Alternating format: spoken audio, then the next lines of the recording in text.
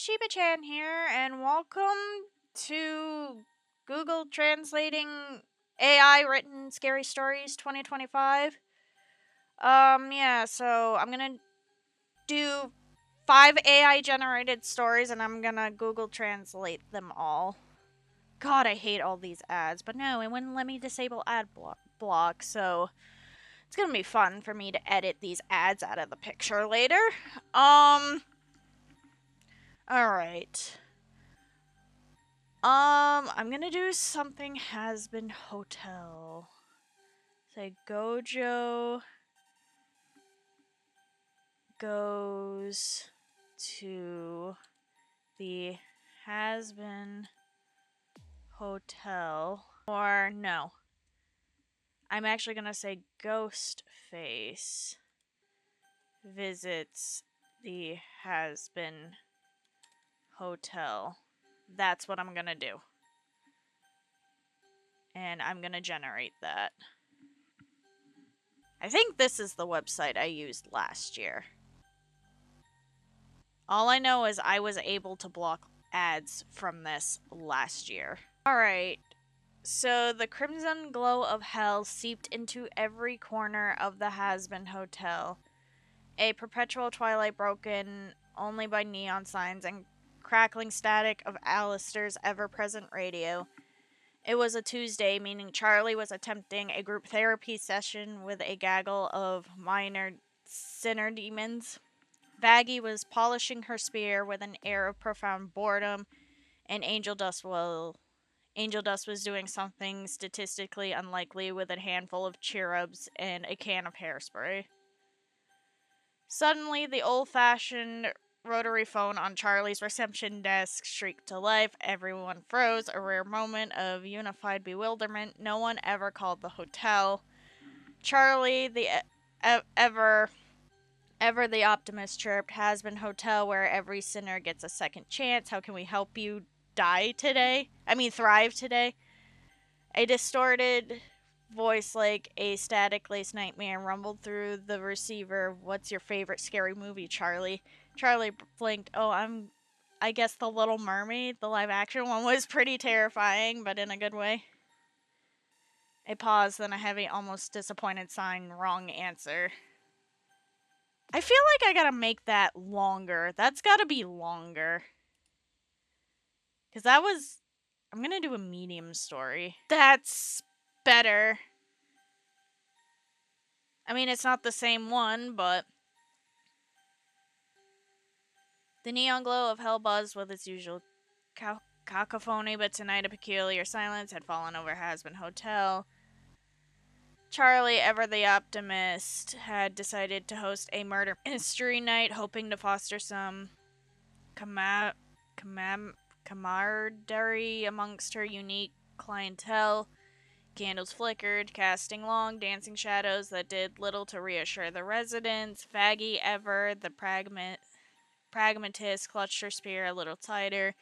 Angel Dust, surprisingly, was too nervous to even make a suggestive comment. Fidgeting with his gloves, Husk nursed a drink, his gaze distant and unimpressed. Nifty, of course, was already enthusiastically trying to actually murder someone with a sewing needle, mistaking the game for a genuine opportunity. Suddenly, the grand double doors of the hotel creaked open, revealing a silhouette that chilled the already cold hellish air. Was tall, cloaked, and undeniably familiar, yet utterly out of place. A masked, iconic, distorted face of a screaming ghost was fixed in place. And it held a... I can't. It only did 168 words. It's a... whatever. I guess we're doing this. It's not very good, but... I should have done the first one. Alright. So, the neon lights of hell shone brightly as ever, but that night the Has-Been Hotel was eerily quiet. The ever-optimistic Charlie had decided to throw a murder party to foster... It's that freaking word again. Camaraderie among the quirky guests. The flickering candlelight cast long dancing shadows, but the hotel guests felt no relief. Buggy. Didn't know Buggy was part of the Has-Been Hotel. The realist gripped the window tightly. Suddenly, Angel Dust swore nervously and began fiddling with his gloves. Husk took a sip of his drink and settled down, seemingly distracted. Clearly, Nifty had already been planning a needle murder and saw this as an opportunity to play a game. Suddenly, the hotel's large double doors creaked open, and a figure pierced with already chilly hell air, tall, masked, and unmistakably familiar. She felt strangely out of place. The mask with the iconic distorted face of the screaming ghost was firmly in place. Okay, that wasn't that good. I might have to do it 600 to 900 words because these aren't producing well. Okay, this one looks like a promising one. So the prompt I put was K-pop Demon Hunters versus Alistair the Radio Demon and Ghostface. The air inside the abandoned Soul soundstage hung thick with a chill that had nothing to do with the failing air conditioning. For Ethera, the globally adored K-pop sensation, that's not right, it's Huntrix. This was just another late-night rehearsal, except their choreography notes included a few more octal runes than usual, and their stage outfits concealed blades and sigil-etched amulets. Their true calling pulsed beneath the neon-lit surface of fame. Jihoon, your mic pack is glitching. Minjun, the group's stoic leader, observed his eyes scanning the shadow corners, and that's not static. A blood-curdling scream tore through the silence, following by the clatter of a fallen camera rig. A crew member lay writhing on the ground, a crimson stain blossoming his chest. Standing over him, the iconic unblinking mask of Ghostface gleamed under a flickering work light, a hunting knife dripping. Looks like our opening act arrived early, mumbled Hana, Ethra's lead dancer, her voice dropping its usual bubbly tone in one fluid motion. She shed her sequin jacket, revealing reinformed arm guards and a short ceremonial dagger glinting at her hip. The other members follow suit. Leo, the powerhouse rapper, materialized twin glowing tonfas. Jinhoon, the maknae, pulled a sound-dampening, pulse-emitting gauntlet onto his hand, and Mijun drew a long, elegant sword that shimmered with an ethereal light. Smile for the camera, darling, Mijun purred, his eyes now alight with a cold, ancient fire. You're about to go viral. Ghostface, surprised by their lack of terror, lunged, but these weren't ordinary pop idols. Jihoon's gauntlet emitted a sonic burst, disorienting the killer. Leo swept in, Tom Fuzz blurring as he struck, forcing Ghostface back. Hana moved with a dancer's grace, narrowly dodging a knife swipe, while Mijun's sword deflected another, the blade singing. Just as Ghostface stumbled, a guttural, rattling laugh echoed, amplified by an unnatural crackle of radio static that scraped against their eardrums. I was waiting for Alistair to come in. Shadows writhed from the corners of the soundstage, coalescing into the lean, unsettling form of Alistair the Radio Demon. His perpetual sharp-toothed grin stretched wider, his eyes glowing infernal red as a monstrous antlered shadow loomed behind him. Oh, what a delightful little struggle, Alistair's voice, a distorted radio broadcast, boomed, sending shivers down their spines. A fresh performance for my amusement, and look, my dear Ghosty has made some friends. Ghostface, now seemingly empowered, moved with renewed ferocity, his movements eerily synchronized with Alistair's shadowed projections. The temperature plummeted. Alistair raised a clawed hand, and tendrils of inky darkness shot towards Ethera, crackling with raw demonic energy. Stay coordinated, Mijan commanded, parrying a shadow whip with his sword. Leo intercepted Ghostface, their clash echoing with discordant music. Hana and Ji-hoon worked in tandem, Hana deflecting shadow blasts with her dagger while Ji-hoon's gauntlet pulsed, attempting to disrupt Alistair's static-laced power. The air thrumming with the clash of ancient magic and modern weaponry, Ethera, fueled by their shared purpose and years of rigorous training, moved as one, their synchronized attacks pushing back with combined darkness. But Alistair's grin only widened, promising an encore they might not survive. This was no performance, it was a battle for their very souls, and the curtain was far from falling. Huh, interesting, but who's Ethera and who are these characters? That's not K-pop Demon Hunters, I don't think, anyways. I haven't watched the show yet, and I want to. In an empty recording student's soul, there was a sharp chill in the air that had nothing to do with poor air conditioning. It was just another late-night rehearsal for the world-famous K-pop queen's Ethera.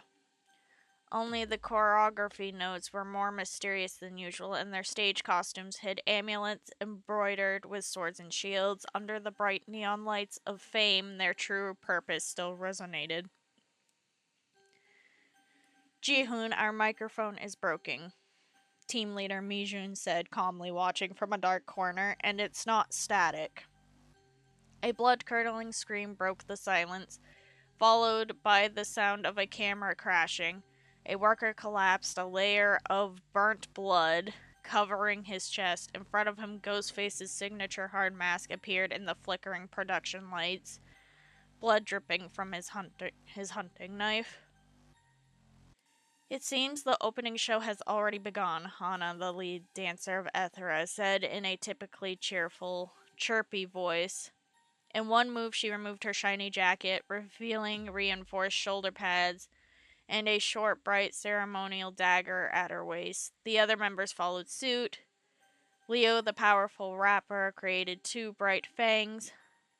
Maknae Ji-hoon donned gloves that sizzled and rattled. Mi-jun pulled out a long, elegant sword that emitted an ethereal glow.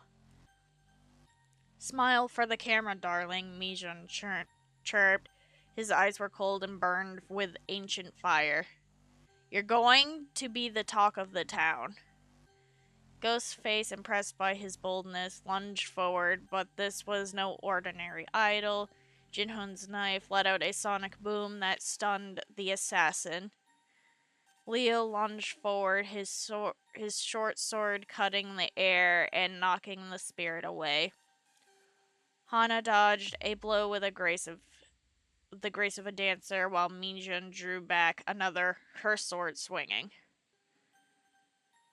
As he exploded, a sharp, sudden laugh began, amplified by the terrifying sound of the radio crackling in his eardrums. A shadowy figure emerged from the edge of the studio and merged with a beautiful and terrifying persona of Alistair the Radio Demon.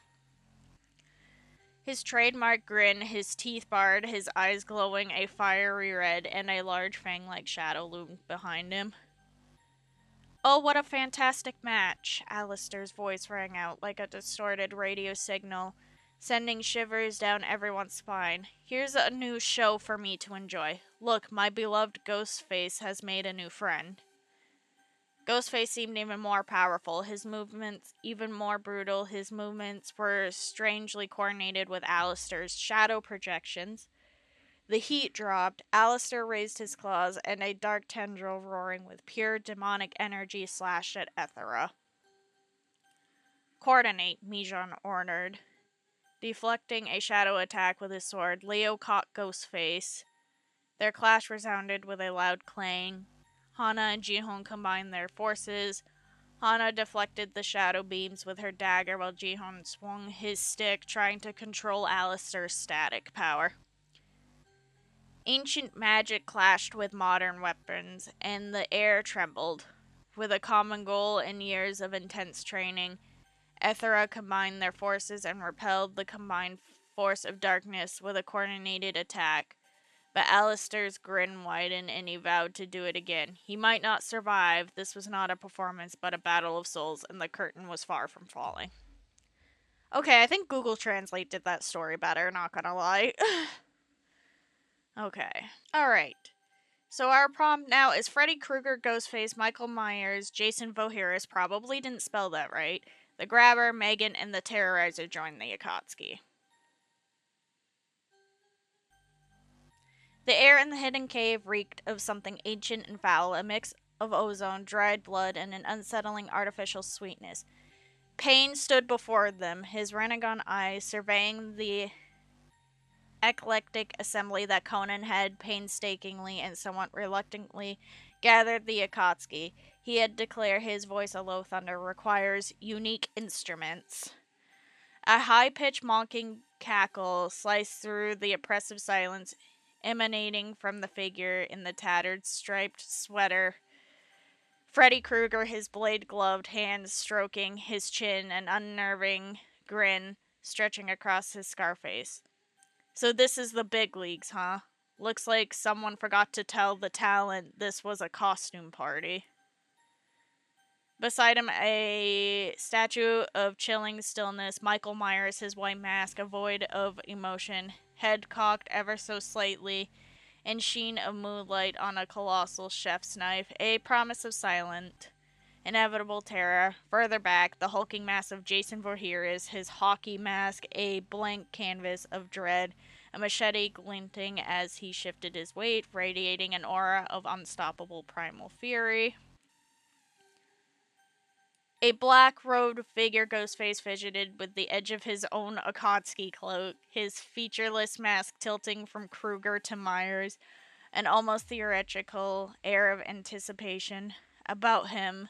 Then there was the man known only as the Grabber, his black top hat pulled low over his chosen mask, a pale, unsettling smile, his eyes barely visible, darting with a predatory intelligence that felt too real.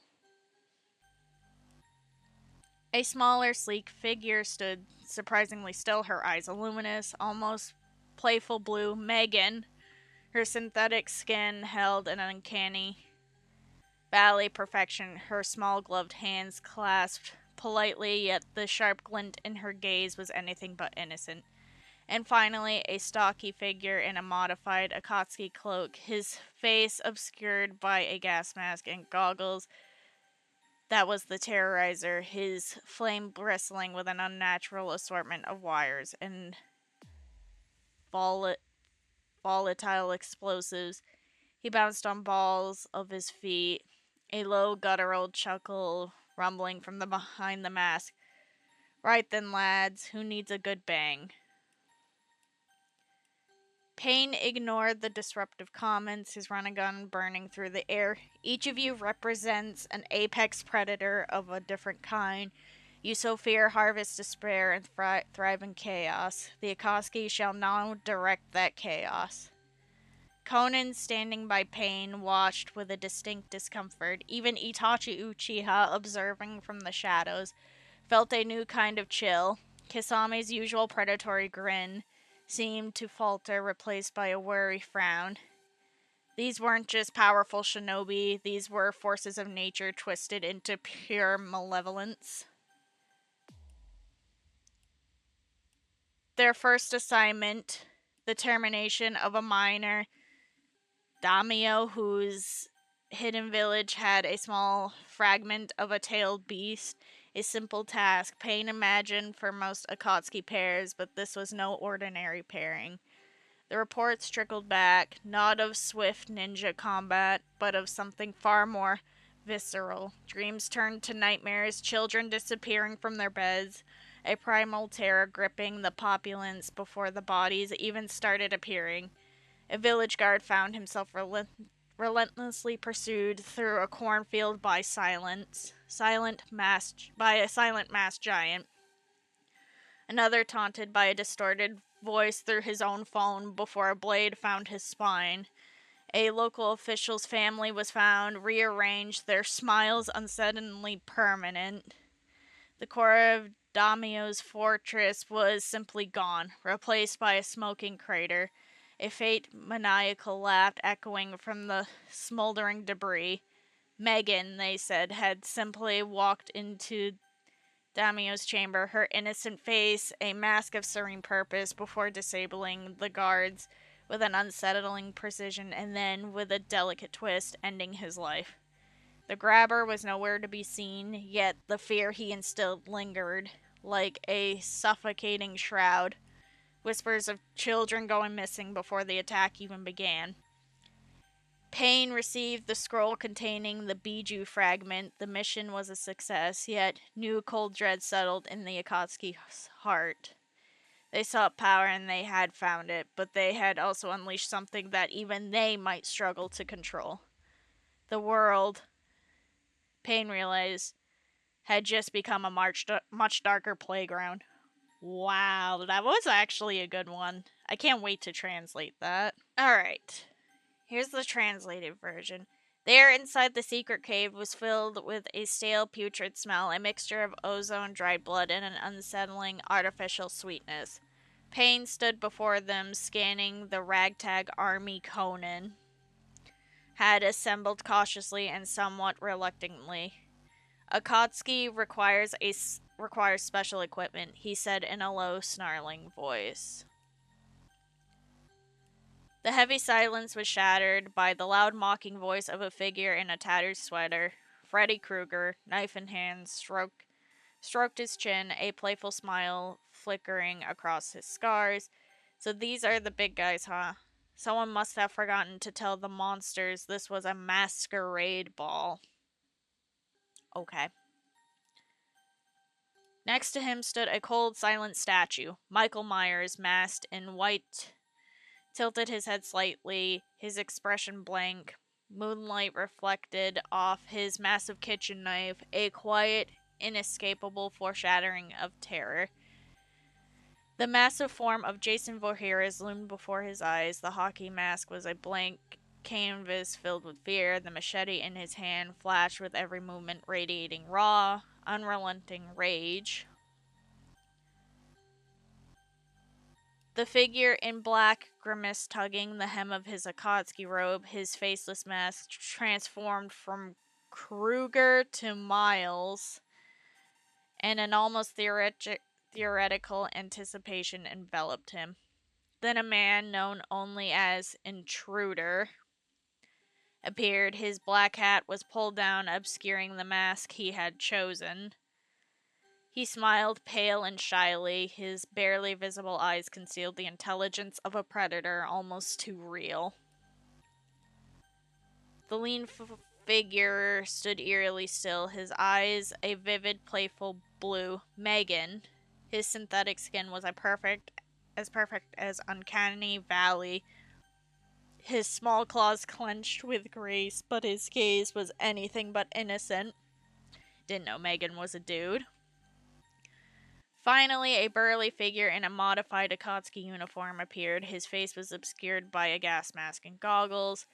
He was a terrorist. His entire body covered in strange wires and explosives. He staggered to his feet, a deep, ragged laugh leaking out from beneath his mask. Now come on, who needs a punch? Payne ignored everyone's interruptions, his running gun blazing into the sky. You are all apex predators of sorts. You sow fear, harvest despair, and feed on chaos. Now the Akatsuki will lead this chaos. Beside Payne, Conan watched with concern. Even Uchiha Itachi, hidden in the shadows, trembled. Chisangs? Familiar hunter's smile vanished, replaced by a bewildered frown. These were no mere powerful ninja, they were forces of nature transformed into pure evil. Their first mission, to assassinate a low-ranking daimyo in a hidden village where the remains of a tailed beast lay. For most Akatsuki, painful images were easy to conjure, but these two were no ordinary two. This is starting to make less and less sense. The message they received wasn't one swift ninja combat, but something far more heartbreaking. Sweet dreams turned into nightmares, children vanished from their beds, and before a corpse could even appear, the first wave of fear washed over them. A masked, silent figure doggedly pursued the village guard through the wheat fields. Another, his voice distorted by the sound of a phone call, stopped short of a sword thrust into his back. The families of the local officials were seen shifting, their smiles eerily unwavering. The foundations of Daimo Castle vanished, a smoking crater replaced it, and from its embers rose faint, maniacal laughter. Megan reportedly entered Daimo's chamber alone. Her innocent face betrayed a calm resolve, dispatching the Daimo's guards with terrifying precision before finally committing suicide in one fell swoop. Huh. Grabber was nowhere to be seen, but the fear he had instilled lingered like a suffocating curtain, like the whispers of children who had vanished before the attack. Fang had obtained the stone tablet containing the tailed beast fragments. The mission was accomplished, yet a new cold fear filled the hearts of the Akatsuki members. They craved power, and they had finally obtained it, but they also discovered something uncontrollable. Fang realized the world had become an even darker battlefield. Well, they really changed that one. Okay. I think I'm only gonna have time for one more, only because I did all that. I was gonna do 5, but I'm gonna do 4, because I only have time for one more. So, I'm gonna think long and hard about this title. Alright, so this prompt is Billy from Saw hosted a scary game for the Akatsuki, the Has-Been Hotel, and the Hell of a Boss cast to play for survival. The game of Jigsaw. The warehouse was a cathedral of rust, its walls draped with layers of grime and a low humming fluorescence that threw shadows like restless spirits. In the center, perched on a cracked concrete slab, sat a pale wooden figure with a permanent grin. Billy, the jigsaw puppet, its glass eyes reflecting a flicker of red LED. Good evening, Billy's voice crackled, distorted through a hidden speaker. I want to play a game. A gust of wind rattled the metal doors. As they swung open from the darkness, emerged 3 unlikely parties, the cloaked silhouettes of the Akatsuki, Itachi, Uchiha, Pain, and Koning, gliding in on their black-clad sandals and flamboyant denizens. The flamboyant denizens of the Has-Been Hotel, Charlie, Vaggie, Angel Dust, and Alistair, each dripping with neon defiance, and the chaotic crew of Hell of a Boss, Blitz, Moxie, Millie, and the ever-smirking Stolas, his wings fluttering like a nightmare's flag. They stared at each other, the tensions palpable as the hum of the light bulb intensifies. Billy's grin widened. You have 24 hours to escape this facility. The only way out is through a collaboration, a concept foreign to each of you. Fail and the doors will seal forever, sealing your fate within these walls. A metallic clang echoed and the warehouse's doors slammed shut, sealing the trio of groups inside. The floor beneath the Akatsuki crackled. A saw blade rose from the concrete, hovering inches above Itachi's head. He instinctively raised his Sharingan, but the blade halted as soon as his gaze met Billy's empty eyes. Puzzle 1, Billy announced. A key lies hidden in the heart of your adversary. Retrieve it and the path will open. Blitz lunged, his manic grin flashing. Time to get my hands dirty. He lunged at Itachi, but the Uchiha's genjutsu flared, trapping the Hell of a Boss's mind in an illusion of endless carnival mirrors. Meanwhile, Charlie, ever the optimist, sang a soothing lullaby, breaking the spell. Itachi, bewildered, lowered his guard. Angel Dust, with a flip of his hair, snatched a rusted key from under Conan's paper shuriken rain. The key clicked into a slot on the far wall, and a section of brick slid aside, revealing a dim corridor bathed in a sickly green light. The groups trudged forward, their steps echoing off the corridor's metallic ribs. Suddenly, the floor gave away, and a torrent of blood-red liquid surged up, forming a river of viscous gore. Stolas, eyes wide, whispered, This is artistic. Moxie, clutching his weapon tighter, shouted, "Everyone stay on the rails." The Hasbin crew, with Alistair's devilish laughter reverberating and the Akatsuki with Payne's multiple bodies, leaped onto the narrow metal tracks that spanned the river. Together they inched forward, each footfall a gamble between splintered steel and a plunge into the crimson flood. Midway, a clang rang out, a massive steel door barred by a gigantic rotating puzzle wheel. Each segment displayed a symbol: a kunai, a horn demon, a flaming heart, and a cracked crown. Billy's voice crooned, "Solve the wheel or be consumed by the tide." Baggy eyes narrowed, identified the symbols. The Akatsuki represents the kunai, and crown, our history of tyranny. Has-been stands for the demon and heart, our redemption and sin. Hell of a boss, you. You're the chaos that binds it all. She gestured to Stolas, whose crown motif matched the broken crown. Moxie, with trembling hands, turned the wheel, aligning the symbols into a seamless loop. The gears whirred and the door groaned open, spilling cold, clean air into the chamber. A final hallway stretched before them, lit by a single flickering bulb. At its end, a polished steel table bore a single, unblemished apple. Billy's grin was the only thing that remained motionless. "You have survived for now," the puppet whispered. "But remember, collaboration is a fragile thing. Keep it and you will live.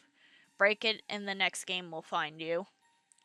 The group stared at the apple, their breaths ragged, their bodies bruised. Itachi's Sharingan flickered once, then faded. Charlie reached out, her fingers bruising the fruit. With a collective sigh, they each took a bite, an ace of trust, of shared survival. As the apple's flesh peeled away, the warehouse shuddered. A distant clang echoed, and the doors behind them creaked open. Flooding the darkness with the first light of dawn, they stepped out, blinking into a world that suddenly seemed both familiar and terrifyingly new. Billy's wooden grin remained frozen in the darkness, waiting for the next set of players who dared to think they could outwit a game that feeds on the very thing that makes them human: their need for each other. Alright, that was an interesting one. Time to translate it. Alright, last one. I guess it's now called Puzzle instead of the Jigsaw Puzzle, I think it was called. Anyway, now it's called Puzzle. The warehouse resembled a rusty shed. Earth covered the walls and mirrors, and the neon lights hummed like the shadows of restless souls. Construction continued on cracked concrete slabs, and only a wooden figure remained. Billy Puzzle. His glass eyes reflected the red lights of the LEDs. "Hi," Billy said hoarsely, and an invisible speaker boomed. "I'm playing." A metal doorpost swung open and disappeared into the darkness. The dim neon of Hasbin Hotel, a perfect companion, merged with the bright neon of Hasbin Hotel. In the magnificent collection of Herbobos, Blitz, Moxie, Millie, and the Rose of Stola swayed with the force. Left to his own devices, the buzzing of the light bulbs intensified, creating a tense atmosphere. Billy's smile faded. "You have 24 hours to escape this facility. The only obstacle is flight, a concept foreign to those to whom you belong. Failure will forever compromise your safety. The fate of these men will be irreversible." This story makes no sense anymore. A metallic clang sounded at the warehouse door just inside. The floor beneath Zal's feet gave away. A blade rose from the concrete and hovered inches above Ritachi's head. He lifted his Sharingan from the shelf, but the blade stopped dead when it met Billy's blank stare. "First response," Billy announced. "Something is eating away at the enemy's heart. If they continue, a path will open." A flash of lightning flashed, a manic grin illuminating his face. "Attack!" He lunged at Itachi, but the Uchiha's Genjutsu activated, forcing the Lord of Hell's vision into an inactive illusionary mirror. At the same time, a weak magnetic field summoned Charlie, disrupting the energy. Only Itachi let his guard down. Angel Dust leaped at the inexperienced player, startling him when Conan's paper shuriken bounced off the buttons. The boy crashed into a small hole in the wall, and a brick slid out, revealing a dark corridor bathed in a fake green light. The two groups scattered, their echoes resonating off the corridor's metal ribs. The floor cracked, and a blood-red liquid flowed out, creating a viscous river of blood. Stolas's eyes widened. This is art. Moshi brandished his weapon further, shouting, "Everyone on the ground." Alistair's gleeful laughter echoed through the air as Hasbin and Payne's various forms leapt onto the metal rails above the river. They worked together. I plunged my mouse into the shattered steel, and the crimson red took effect. A gamble. There was a creak. A huge door was blocked by a huge spinning wheel. Symbols were etched into each puzzle piece. A kunai, a horned lever, a burning heart, and shredded reptiles. Billy's voice reached the heart of his voice. "Open the wheel or you will be swallowed up by the aliens." Beige narrowed his eyes and recognized the symbols. The Akatsuki is nothing more than kunai, a symbol of our history of tyranny. Has-been is negativity and the heart, our salvation and our sin. Hellboy, you? Besides, you're chaos itself. He saw the spears, the only thing in them that matched your spirit. He didn't forget the hand marking the spinning wheel. The gears turned and the door burst open, sending a blast of cold air into the room. They stopped in front of them, a pillar leaning forward, a single bright light bulb in the hall. A polished metal table was empty, not even a single apple. Insignificant. Billy's fear vanished. "You're being sarcastic there," the puppet said softly. "But cooperation is easy to break. If we keep it, we can. If we break it, we'll regain it in the next game." We were breathless, hurting, and desperate for a kiss. Itachi's Sharingan withdrew. I turned to Charlie and apologized. Everyone sighed and acknowledged the apology, a symbol of trust, a symbol of community. The warehouse shook as they peeled the apples. A distinct noise was heard in the distance. The door behind them burst open, and the first wave of thoughts emerged in the darkness.